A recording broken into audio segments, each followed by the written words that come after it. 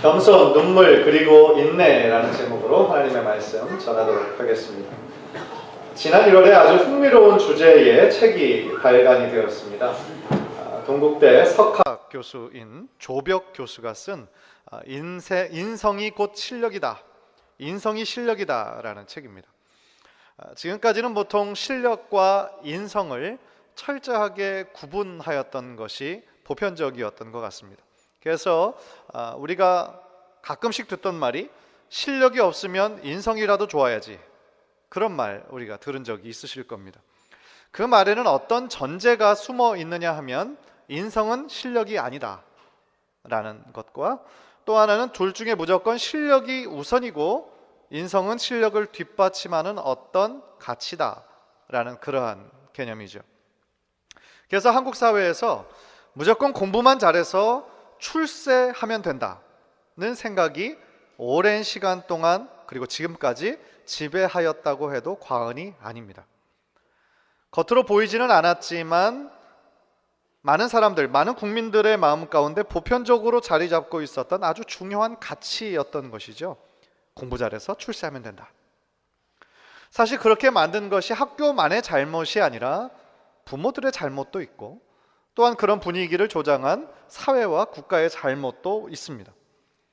그렇게 실력만 강조하고 인성은 전혀 강조하지 않았던, 그래서 그렇게 자랐던 지금의 기성세대들에게서 수많은 문제들이 발생하고 있는 것을 우리는 목격하고 있습니다. 대표적인 예가 집단 이기주의입니다.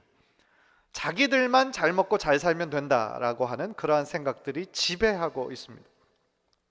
최근에 계속하여 터지고 있는 갑질 문화, 그 모든 문제의 복합체라고 할 수 있었던 세월호 사건, 그리고 어떤 상황 속에서도 자신의 기득권만 챙기려고 하는 한국 현재 정치인들의 온갖 행태들을 보면 정말 마음이 답답해집니다.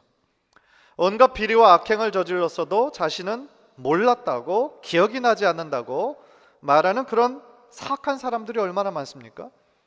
그런 뻔뻔하고 악한 사람들을 보면 공부 아주 잘해서 인류대학 나와서 검찰이 되고 변호사가 되고 국회의원 되는 게 뭐 그리 중요한가라는 그런 자괴감이 들기도 합니다. 실력, 인성 결국 같이 가야 된다라는 것이죠. 왜냐하면 인성도 실력이기 때문에 그렇습니다. 인성이라는 것이 천성으로 태어났기 때문에 도저히 변할 수 없다, 전혀 바뀔 수 없는 것이 아니라 실력을 우리가 갈고 닦으면 그것이 변화해서 나아지는 것처럼 우리들의 인성도 갈고 닦고 인내하면 자신만 그저 혼자 잘 먹고 잘 사는 것이 최고의 가치가 아니라 함께 더불어 잘 살 수 있는 그런 사람으로, 그런 인성으로 정말 변화되었으면 좋겠습니다. 아울러 우리들의 자녀도 실력과 인성을 겸비한 그런 자녀들이 되기를 소원해 봅니다. 실력과 인성이 같이 가야 하는 것처럼 자신이 하는 일 그리고 자신의 삶이 꼭 일치해야 되는 사람들이 있습니다. 대표적인 그룹이 바로 성직자들이 아닌가라는 생각을 해봅니다. 왜냐하면 보통 사람들은 자신이 하는 일과 자신이 현재 사적인 삶을 일치하지 않아도 괜찮습니다. 그래서 많은 사람들이 공과 사를 구분해야지 이렇게 얘기하는 것은 뭡니까? 공과 사는 다르다는 겁니다. 그러나 성직자들은 다르죠. 자신이 설교하고 가르치는 대로 그렇게 살아내야 합니다. 그 사람의 삶이 곧 메시지가 되기 때문입니다. 그런 면에서 성직자로 산다는 것은 상당한 부담이지만 반대로 생각하면 엄청난 축복입니다. 제가 서두에 이 말씀을 드리는 이유가 있습니다. 우리가 보통 바울을 생각할 때에 굉장히 목표 지향적인 사람, 일 중심적인 사람으로 그렇게 생각해 왔습니다. 사실 성경의 많은 부분들이 그 내용을 지지하고 있어요. 그러나 바울은 어떤 사역을 하든지 자신의 그 사역과 그 사역의 대상인 사람을 구분해서 생각하지 않았습니다. 달리 말하면 그의 사역의 중심에는 늘 사람이 있었습니다. 늘 사람을 향한 관심과 사랑이 그의 사역 가운데 나타났던 것이죠. 만약에 그가 그저 일 중심의 사람이었다고 한다면 처음 가는 지역에 교회를 개척하고 어느 정도 시간이 지나서 자립하고 사람들을 세우고 나면 그냥 다른 데로 훌쩍 지나가 버리면 되는 그런 일이었습니다. 그러나 바울은 어느 곳에 전도하러 간다 할지라도 늘 그 마음에 어떤 마음이 있었냐면 바로 자기가 직전에 세웠던 그 교회, 그리고 그 성도 지금 잘 자라고 있는지 어떤 문제는 없는지 늘 그것으로 인해서 아파하고 또한 그것을 향해 기도했던 사람이 바로 바울이었습니다. 그런 면에서 바울의 삶을 생각하면 위대한 선교사였을 뿐만 아니라 위대한 목회자였던 것입니다. 오늘 본문은 그가 에베소 지역을 떠나서 이제 예루살렘으로 향하면서 에베소 교회 장로들을 청합니다. 당시 교회 리더였죠. 에베소 교회 장로들을 청해서 말하는 고별 설교인데, 그가 어떤 마음으로 에베소의 사역을 감당했는지 우리에게 많은 지침을, 교훈을 주고 있습니다. 그래서 오늘 말씀을 통하여서 우리가 정말 어떠한 삶을 살아야 했는지, 어떤 모습으로 정말 주님 앞에 나아가야 하는지 깨닫고 또 은혜 받는 복된 시간이 되기를 주님의 이름으로 간절히 축원합니다. 첫 번째로 바울은 에베소 교회의 장로들에게 자신이 에베소 교회를 어떻게 섬겼는지를 말하고 있습니다. 그것은 곧 겸손과 눈물과 인내로 주를 섬겼다라고 고백하고 있습니다. 그것이 18절 19절인데요. 아시아에 들어온 첫날부터 지금까지 내가 항상 여러분 가운데서 어떻게 행하였는지를 여러분도 아는 바니 곧 모든 겸손과 눈물이며 유대인의 간교로 말미암아 당한 시험을 참고 주를 섬긴 것과, 그렇게 얘기했습니다. 저는 여기서 가장 인상적인 말이 여러분도 아는 바니라고 생각을 합니다. 즉 자신이 에베소에서 3년 동안 어떤 삶을 살았고 어떻게 사역했는지 여러분들이 가장 잘 안다, 그 얘기입니다. 내가 지금 하는 말이 거짓이거나 혹은 과장된 것이 아님을 여러분이 가장 잘 안다, 여러분이 나의 증인이다, 그런 말입니다. 그러니까 이 말은 뭡니까? 자신이 에베소에서 3년 동안 정말 어떻게 얼마나 진실하고 겸손하게 사역했는지를 보여주는 대표적인 말이라고 할 수 있는 것이죠. 만약에 누군가 입으로는 참 멋지고 은혜로운 말을 하지만 그의 삶은 자신의 말과 영 다른 삶을 살고 있다고 생각해 보십시오. 그러면 누가 그 말을 신뢰하겠습니까? 누가 존경하겠습니까? 마치 지금 한국에 대표하는 어떤 정치인 그런들이 자신이 직접 방금 직전에 한 말과 약속까지도 그냥 손바닥 뒤집듯이 뒤집어서 많은 국민들을 분노케 하는 것과 비슷한 것이죠. 그러나 지금 바울의 이야기를 듣는 에베소 교회의 장로들은 지금 바울의 말이 전혀 거짓도 아니고 과장된 것이 아니고 너무나 진실한 것임을 알고 있었습니다. 왜냐하면 그의 삶이 그것을 증언하고 있기 때문이죠. 바울이 복음을 전하는 것 때문에 얼마나 많은 박해와 어려움을 당했습니까? 그러나 그 모든 어려움에도 굴하지 않고 그는 자신에게 주신 그 사명 따라 복음을 전하는 삶을 살았던 것을 이 장로들이 직접 눈으로 본 거예요. 그런 면에서 정말 저와 여러분 모두가 언행이 일치하는, 우리들의 말과 우리들의 삶이 일치하고 우리들의 말이 곧 우리들의 메시지가 되는 그런 믿음의 사람 모두 되시기를 주님의 이름으로 간절히 축원합니다. 바울은 그 다음에 자신이 행한 모든 사역이 겸손과 눈물의 사역이었다, 그렇게 고백하고 있습니다. 이 구절을 보면서 제가 특별히 여러분에게 강조하고 싶은 것은 바로 그겁니다. 바울이 겸손을 유지하기 위해서 얼마나 많이, 그것도 아주 치열하게 노력했을까라는 점입니다. 겸손이라는 것이 한두 번의 겸손의 말, 한두 번의 행동으로 되는 것이 아니지 않습니까? 특히나 바울의 삶을 생각해 보면 엄청난 은혜를 체험했던 사람입니다. 다른 사람들은 체험해보지 못한 삼승천까지 하나님의 임재를 체험했던 사람이고요, 그의 사역 가운데 얼마나 많은 기적들이 일어났습니까?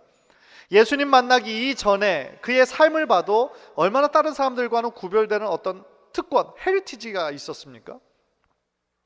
그러니까 쉽게 우쭐해질 수 있는 여건이 아주 농후한 사람이었습니다. 하나님께서도 아마 그 사실을 아셨겠죠? 그래서 바울에게 사단의 가시라고 하는 육체적인 약점을 그에게 허락하셨습니다. 그가 교만해질 수 있는 어떤 계기가 있을 때마다 하나님께서는 그것을 통하여 자신의 약함을 기억하게 하신 거죠. 또 바울도 그것을 알고 자신의 약함 가운데 하나님의 능력이 온전하게 나타난 것을 알았기 때문에 더욱더 높아지려고 하는 자신의 그 교만함, 자신의 마음을 누를 수가 있었던 것입니다. 고린도후서 12장 9절, 우리 한번 화면을 보면서 다 함께 읽을까요? 자, 시작. 내 은혜가 내게 족하도다. 이는 내 능력이 약한 데서 온전하여짐이라 하신지라. 그러므로 도리어 크게 기뻐함으로 나의 여러 약한 것들에 대하여 자랑하리니 이는 그리스도의 능력이 내게 머물게 하려 함이라. 아멘. 바울은요, 자신의 약함, 자신의 약점이 드러나는 것을 부끄러워하지 않았어요. 오히려 드러냈습니다. 그 이유는 단 한 가지예요. 오직 예수 그리스도의 능력이 자신의 삶 가운데 나타나기를 원했기 때문인 것입니다. 소천하신 고 오카는 목사님도 그분의 책 교회는 이긴다에서 어떤 말씀을 하시냐면, 목회 잘하는 그 위치 때문에 쉽게 교만해질 수 있다라고 경고를 했습니다. 하나님의 말씀을 가르치고 설교하고 또 교회의 어떤 영적인 리더로서 자리하는 그 위치 때문에 어느 순간 쉽게 교만해질 수 있는 것이 목회자의 자리라는 거예요. 저도 그 목사님의 말씀에 너무나 동감합니다. 저도 평상시에는 겸손함을 잘 유지하다가 어느 순간 마음이 높아질 때가 있어요. 많은 사람이 칭찬하고 많은 사람이 박수 쳐줄 때 마음이 높아집니다.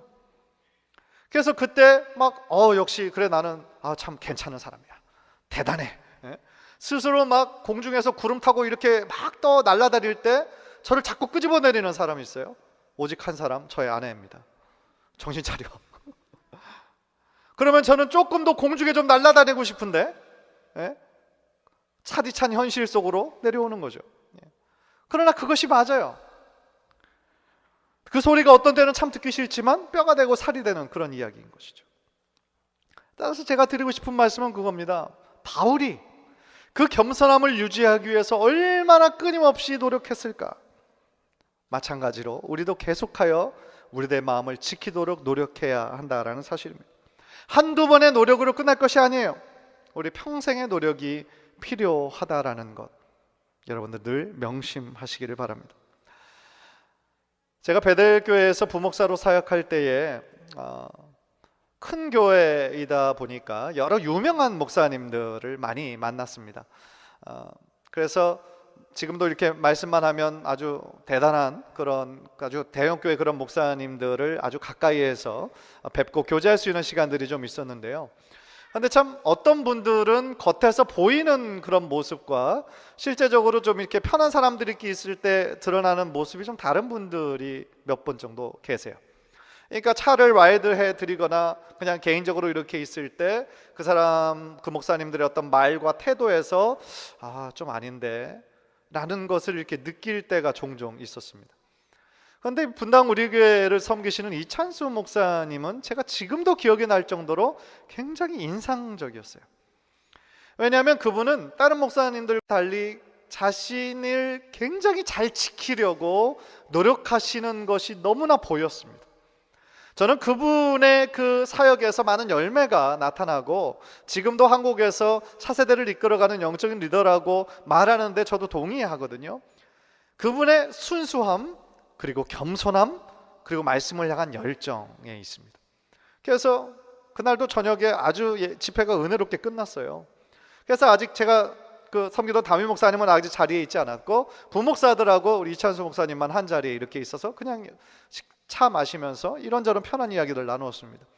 그런데 그 목사님이 뭐라고 말씀하시냐면 우리 부목사들한테 혹시 좀 자기에게 조언해 줄 게 없냐는 거예요. 좀 조언 좀 해달라는 거죠. 무엇이 좀 부족했고 좀 이런 점 좀 어떻게 했으면 좋겠다라는 좀 그런 이야기를 해달라는 거예요. 놀랬죠.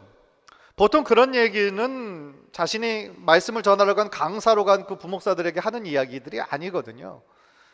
그래서 우리들은 오늘 집회 너무 좋았고 말씀에 너무 큰 은혜가 있었고 우리 성도님들도 너무 좋아하시더라, 그런 얘기를 하니까 그런 거 말고요, 그런 칭찬 말고요, 저는 진짜로 듣고 싶어서 그럽니다. 저에게 좀 조언을 좀 해주세요. 그런데 그분의 그 말씀과 그 태도가 전혀 가식이 아니더라고요. 진실로 그렇게 원하는 거예요. 그러니까 저는 그분의 이 사역 가운데 많은 열매가 나타나는 그 원동력, 끊임없이 그 겸손함을, 자신의 마음을 지키려고 하는 거기에서 그 하나님의 말씀의 능력이 나타나는 거구나, 그거를 제가 뼈저리게 느꼈던 것을 지금도 기억하고 있습니다. 그렇습니다. 겸손에 있어서 우리가 늘 지켜야 하고 기억해야 하는 것, 바로 우리 주님이신 예수 그리스도가 바로 겸손하신 분이셨다라는 것을 기억하는 것입니다. 마태복음 11장 29절 우리 한번 화면을 통해서 다 함께 읽을까요? 시작. 나는 마음이 온유하고 겸손하니 나의 멍에를 베고 내게 배우라. 그리하면 너희 마음이 쉼을 얻으리니. 크리스천은 Christ 플러스 IAN 뭐 하는 사람, 예수의 사람, 예수를 따르는 사람, 그것이 바로 크리스천입니다. 그렇다고 한다면 우리가 믿는 예수님이 겸손하신 분이셨고, 또한 지금 이제 좀 있으면 성탄절을 맞이하는데 하나님께서 하늘 자리를 다 내어버리고 하나님이라는 그것을 내어버리고 자신이 만든 어떤 인간의 모습으로 오시고, 그것도 가장 연약한 악의 모습으로 오셨고, 그것도 가장 누추한 그 말 마구간에서 태어나셨다라는 것 자체가 예수님께서 겸손의 왕으로 오셨다라는 것을 우리들에게 증언하고 있는 것이죠. 우리 주님께서 그러한 삶을 사셨다면, 주님께서 십자가의 길, 그 겸손의 길을 걸어가셨다면 주님을 따르는 우리도 늘 겸손의 훈련을 감당해야 되는 줄 믿습니다. 간절히 바라기는 우리 사랑하는 성도님들 모두가 정말 하나님을 경외하는 가운데, 하나님을 두려워하는 가운데 우리 주님이 보여주신 그 겸손함을 따라 끝까지 여러분의 마음을 지켜내시기를 주님의 이름으로 간절히 축원합니다. 또한 바울은 눈물로 목회했다라고 고백하고 있죠. 탁월한 지식인이었습니다. 요즘으로 따지면 하버드, 예일, PhD를 가진 사람이죠. 그러나 탁월한 지식인이었지만 동시에 잃어버린 영혼들을 향한 눈물이 있었던 사람이었습니다. 불신자들을 인해서 눈물을 흘리기도 했고요, 때로는 아무리 예수님의 복음을 전해도 예수님을 거부한 자신의 동족 유대인들을 위해서 뜨거운 눈물들을 여러 번 흘렸습니다. 고린도후서 2장 4절 화면을 보십시오. 내가 마음에 큰 눌림과 걱정이 있어 많은 눈물로 너희에게 썼노니 이는 너희로 근심하게 하려 한 것이 아니요 오직 내가 너희를 향하여 넘치는 사랑이 있음을 너희로 알게 하려 함이라. 생각해보면요, 바울은 처음부터 눈물이 많은 사람이 아니었어요. 다메섹 도상에서 그것도 크리스찬들을 잡아서 죽이려고 살기 등등한 모습으로 갔다라는 것은 그가 얼마나 차가운 사람이었고 그가 얼마나 냉정한 사람이었는지, 날카로운 사람이었는지를 우리에게 말씀해주고 있죠. 그러나 하나님의 은혜가 그를 완전히 변화시키셨습니다. 하나님의 큰 은혜를 체험한 사람부터 그때 그는 열정의 사람이 되고 눈물의 사람이 된 거예요. 저도 이 부분을 묵상하면서 참 저 자신의 부족한 목회를 돌아보게 됩니다. 나의 목회는 과연 눈물의 목회라고 말할 수 있는가? 스스로에게 질문해 볼 때 참 부끄러워졌어요. 꼭 눈물을 흘려야 된다라는 것은 아니지만 시간이 지나면서 나의 눈물이 메마르지 않았나, 그런 생각을 하게 된 것이죠. 여러분은 어떻습니까? 신앙생활을 오래 하면서 제일 처음에 가졌던 그 눈물이 어느새 메말라 버리지는 않으셨습니까? 오늘 말씀을 통해서 다시 한번 주님의 마음을 품고 우리 주변에 잃어버린 영혼들을 향하여 안타까움으로 기도할 때 우리들의 삶에 눈물이 회복이 되는 귀한 역사가 일어나기를 주님의 이름으로 간절히 축원합니다. 두 번째로 바울은 언제나 삶의 목표가 분명했던 사람이었습니다. 즉 자신이 무엇을 위해 사는지, 내가 왜 하루하루 살아야 하는지 분명히 알고 있는 사람이었습니다. 다시 말하면 바울은 분명한 사명의 사람이었고 그 사명이 그의 삶을 이끌고 있었습니다. 그렇다면 그의 사명이 무엇이었을까요? 오직 예수 그리스도를 위하여 주님의 복음을 전하는 것입니다. 그것의 대표적인 구절이 24절이라고 할 수 있죠. 화면을 통해서 우리 다 함께 읽겠습니다. 시작. 내가 달려갈 길과 주 예수께 받은 사명 곧 하나님의 은혜의 복음을 증언하는 일을 마치려 하면은 나의 생명조차 조금도 귀한 것으로 여기지 아니하노라. 아멘. 얼마나 귀하고 위대한 그의 고백이고 선언이. 솔직히 자기 생명보다 더 귀한 것이 뭐가 있겠어요? 모든 사람은 다 본능적으로 자신을 위하죠. 그렇지 않습니까? 다 셀프 센터된 것이 우리들이에요. 그러나 바울은 자신의 생명보다 더 귀중한 것이 있다는 겁니다. 그게 뭡니까? 하나님의 은혜의 복음을 증언하는 일에 자신의 생명조차 아끼지 않고 버리겠다라는 것입니다. 참 대단하죠. 그리고 그것이 바로 부활하신 예수님께서 바울에게 주셨던 사명인 것입니다. 그래서 다른 구절을 보면 지금 이제 바울이 예루살렘으로 향하고 있는데 많은 사람들이 예루살렘으로 가지 말라는 거예요. 왜냐하면 지금 고난과 위험이 지금 기다리고 있고 가자마자 감옥에 들어갈 거고 핍박받을 거라는 거 다른 사람들이 다 아는 거예요. 그러나 그럼에도 불구하고 자신은 가야 된다라는 겁니다. 위험과 고난이 자기를 기다리고 있는데도 가야 돼요. 왜? 주님이 주신 사명이기 때문에. 그렇게 하다가 죽는 한이 있더라도 자기는 가야 된다라는 겁니다. 정말 말 그대로 바울은 예수님께 사로잡힌 사람이었고 예수님께 미친 사람이었죠.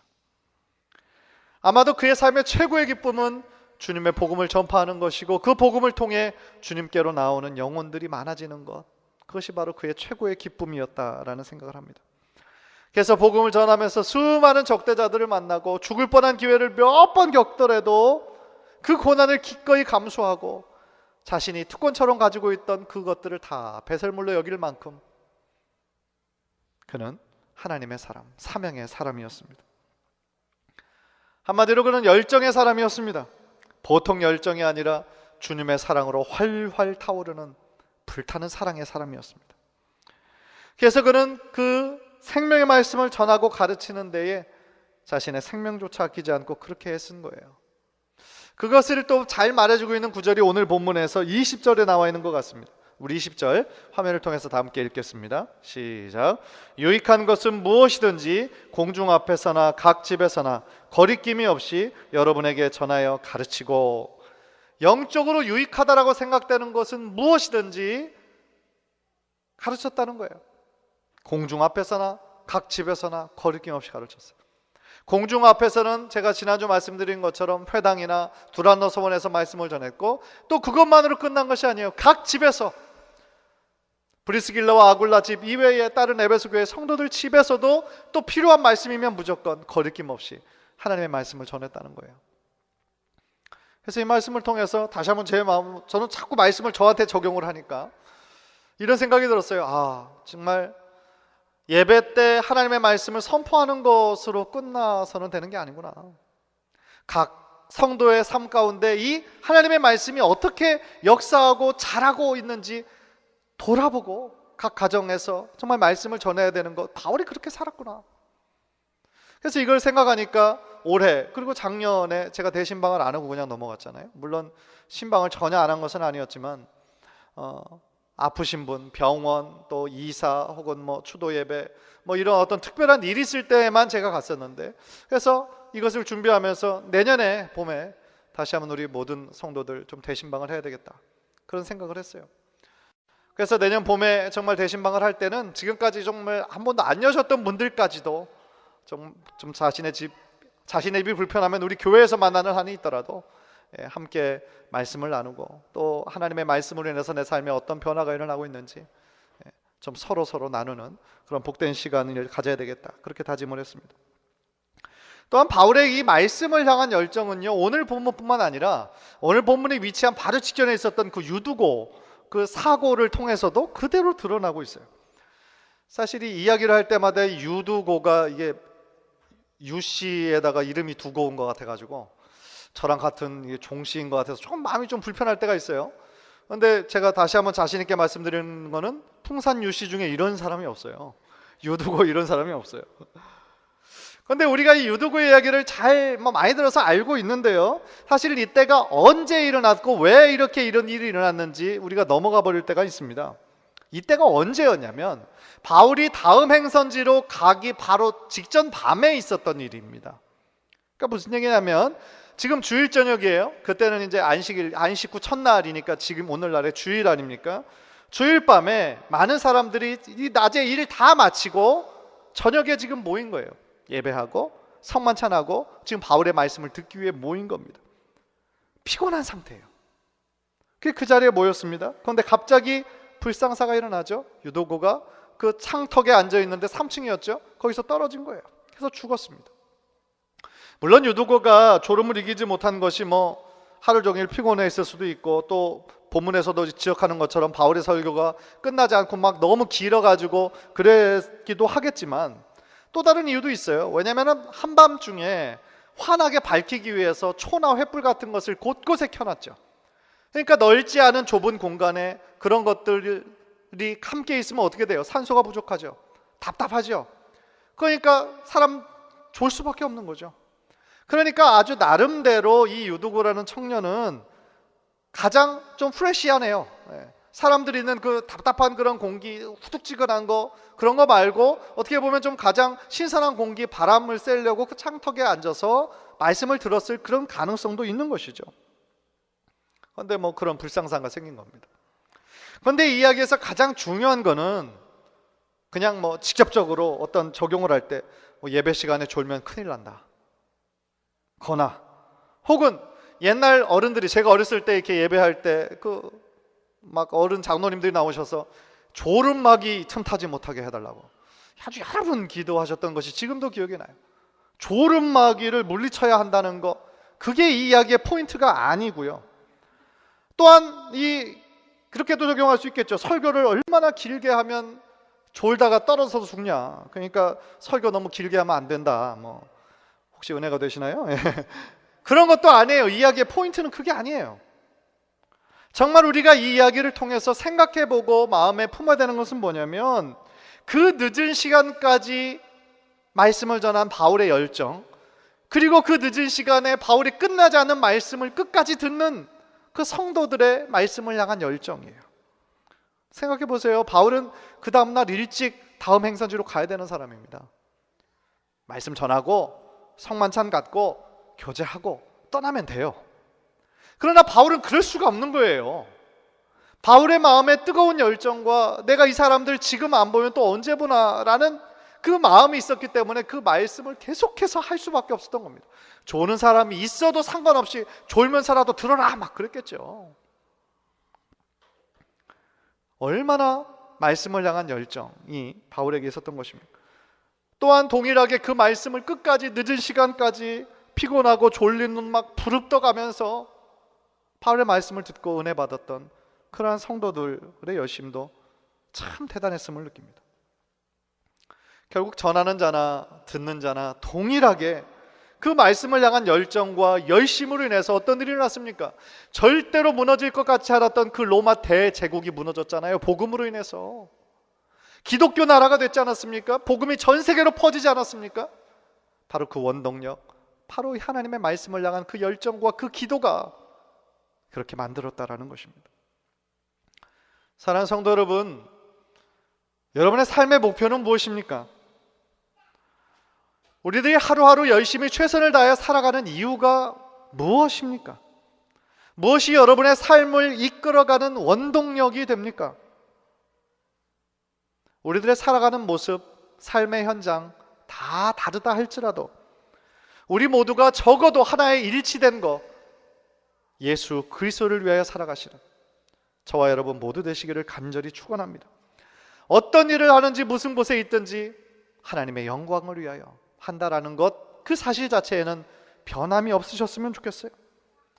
비록 우리들의 믿음이 너무 약해서 이렇게 바울처럼 복음 전하는 것에 내 생명을 걸겠다, 그렇게 할 수 없겠죠.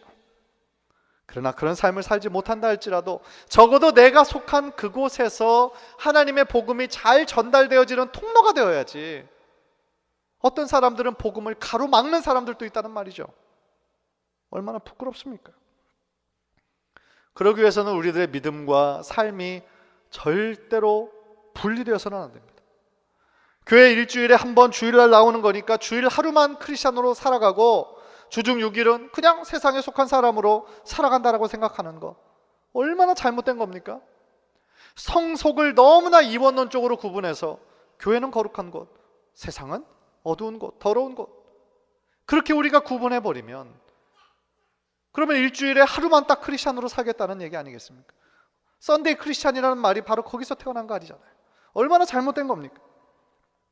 우리가 하나님의 자녀고 하나님의 정말 사람이라는 것은 우리가 어느 곳에 있든지 일주일에 무슨 요리든지 그 사실 자체는 변함이 없는 것인데,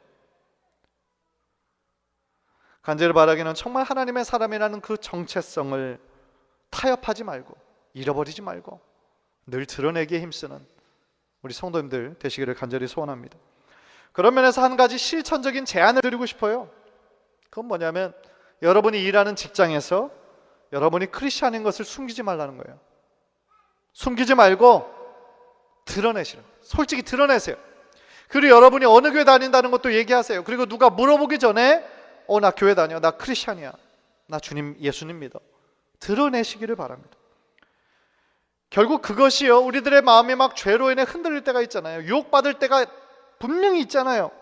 그럴 때 우리가 다른 사람들에게 미리 다 얘기한 그것으로 인해 우리들의 마음이 흔들리지 않게 되는 지짐대가, 받침대가 될 때가 있어요. 상대방이 내가 크리스찬인 것을 알고 어느 교회 다니는 것을 알면 적어도 그 전보다는 우리가 덜 화내고 행동도 더 조심하게 될 것 아니겠습니까? 간절히 바라기는 우리들 모두가 오직 예수 그리스도만을 위하여 그렇게 살아가셔서 우리들의 삶 평생에 주님의 겸손을 배우고 주님 주신 사명을 이루기 위해 오늘 내일 최선을 다하시는 우리 귀한 성도님들 모두 되시기를 주님의 이름으로 간절히 축원합니다. 기도하겠습니다.